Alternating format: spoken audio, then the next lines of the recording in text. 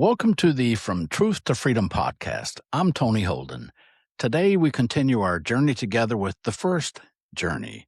Freedom begins with one.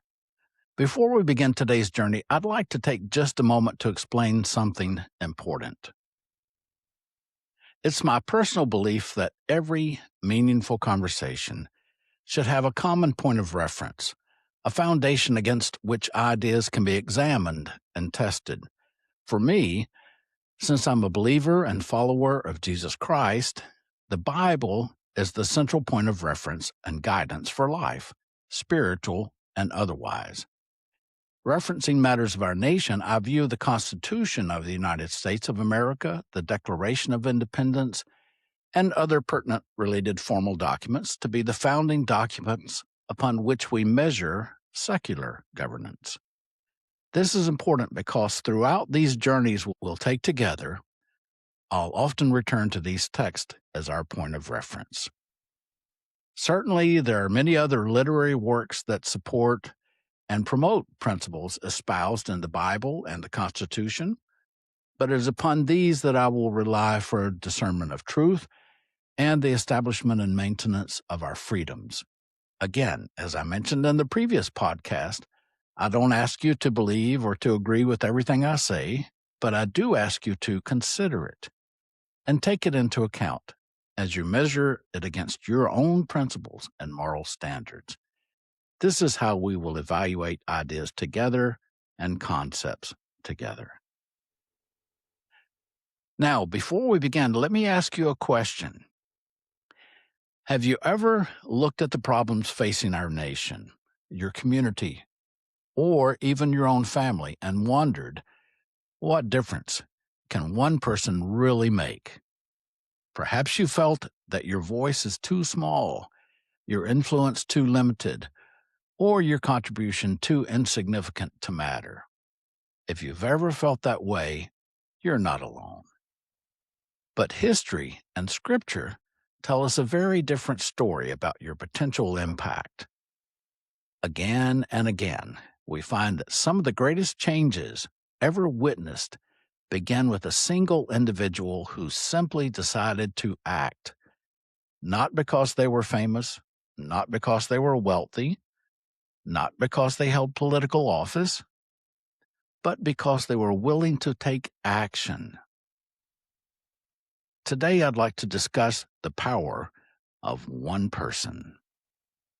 Each week, we'll explore the ideas, principles, and timeless truths that help individuals, families, and nations to flourish. Together, we'll examine faith, freedom, family, economics, technology, culture, and current events through the lens of truth. Because when truth guides our thinking, freedom becomes possible. Thank you for joining me. Let's get started. In our last episode, we explored the relationship between truth and freedom. We talked about how freedom cannot survive apart from truth. Today, I'd like to discuss something equally important: the power of one person. The myth of insignificance. Well, one of the greatest lies people believe is that they don't matter.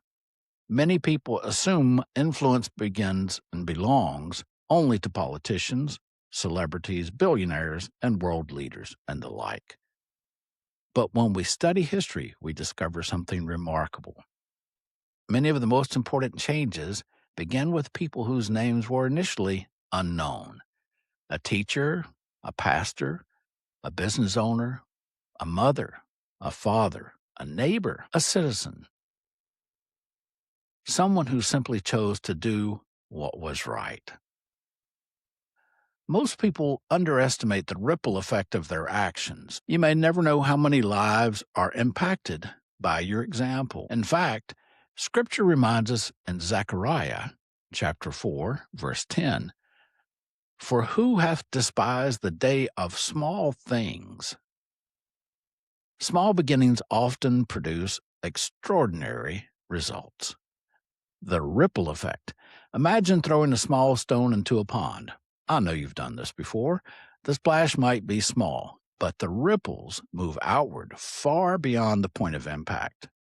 Our lives work much the same way. Every encouraging word, every act of kindness, every decision to stand for truth, every effort to mentor someone, every vote, every volunteer hour, every conversation creates ripples.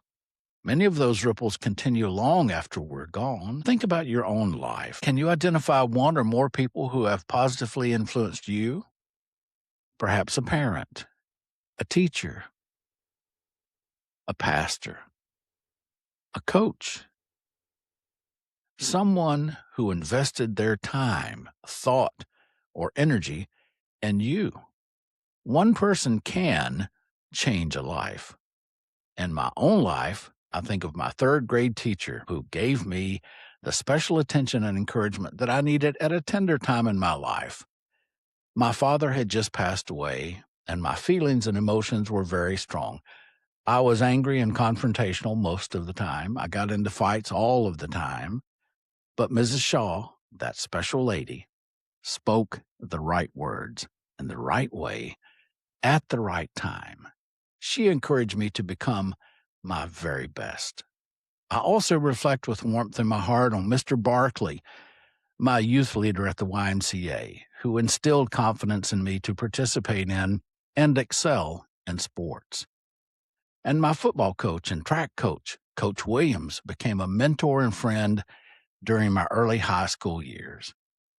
But perhaps the greatest influence in my life has been my dear friend and pastor, who for the last 32 years has been my best friend, mentor, teacher, counselor, and guide.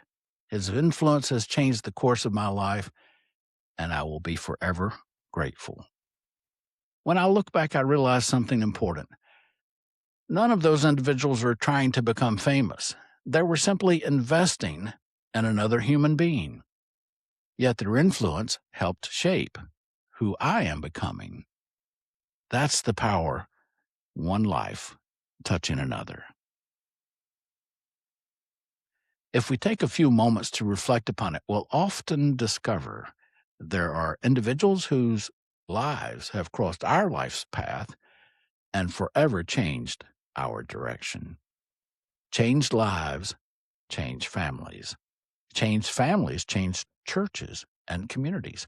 Changed communities, changed nations. Examples of this are from Scripture. The Bible is filled with examples of ordinary people whom God used in extraordinary ways. David was a shepherd boy, overlooked even by his own family, yet one act of courage against Goliath changed the course of a nation. Esther was a young woman placed in position she had never expected.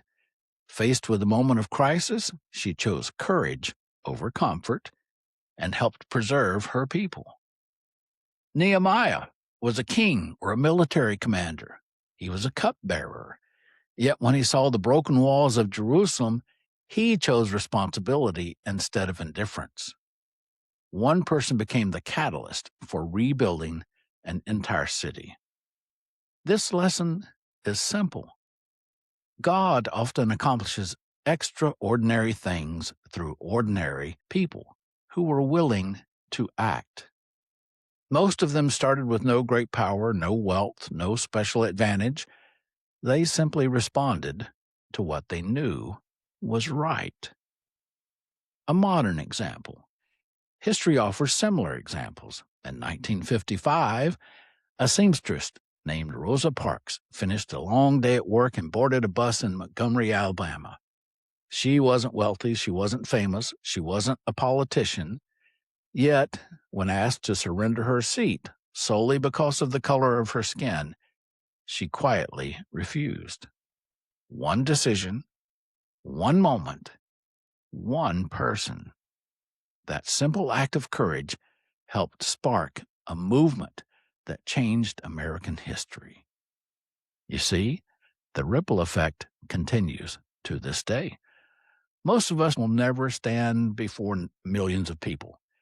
We may never appear in history books, but every generation is shaped by people who choose principle over convenience and courage over comfort.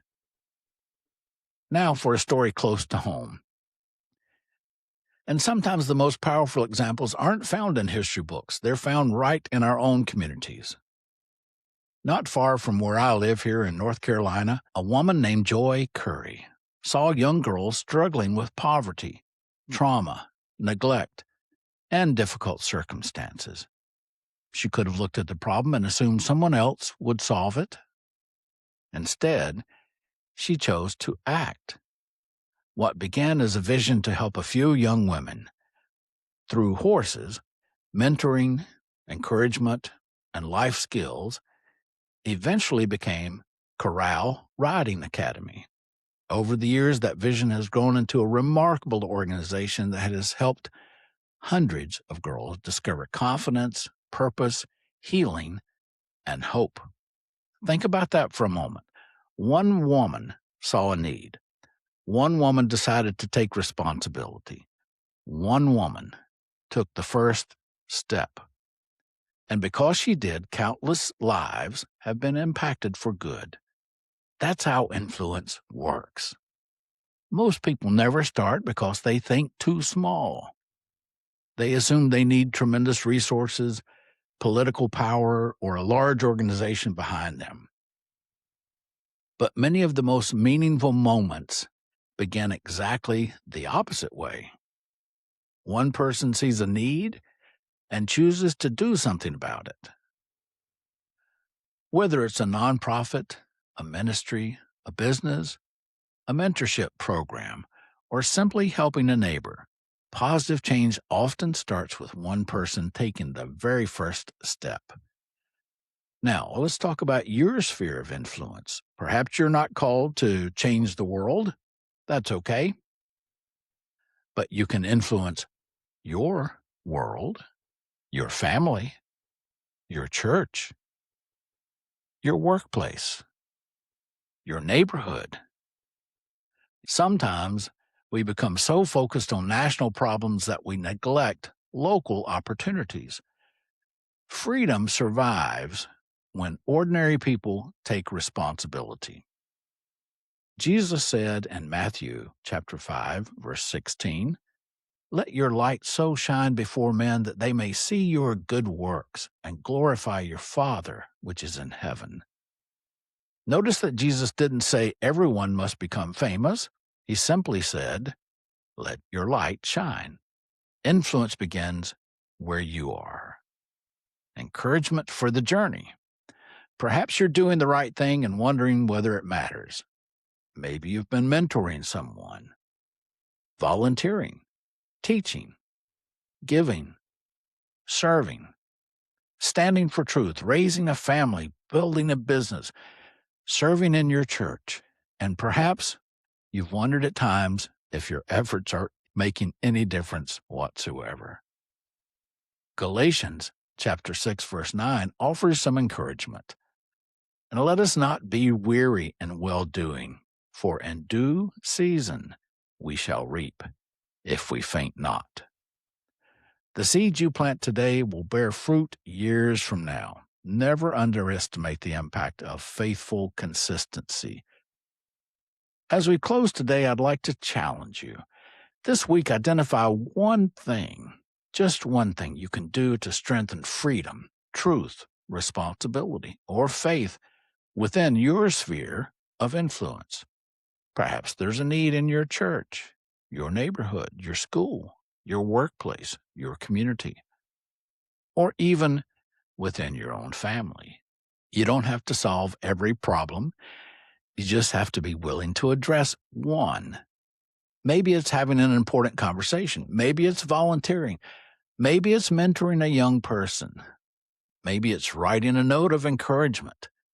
Maybe it's helping a neighbor. Whatever it is, don't underestimate the power of one faithful act. The future is not shaped only by presidents, corporations, and institutions. It's shaped every day by ordinary people just like us. making extraordinary choices. Truth changes minds. Action changes history. Freedom begins with truth. But freedom often advances because one person decides to act. Perhaps that person is you. That's a wrap for today. Thank you for joining me for today's episode. I'd love to hear from you. What do you think about today's episode? I invite you to send an email or leave a comment. If you found value in today's journey conversation, please subscribe, leave a review, and share the podcast with someone who might benefit from it. And join me for the next journey, because next time we're going to explore a powerful idea: the battle for the mind. I believe you'll find it intriguing. Until then, remember, truth is not the enemy of freedom. Truth is the foundation of freedom. I'm Tony Holden with From Truth to Freedom. Thanks for listening. And remember, discover truth, live in freedom, and thrive in your life.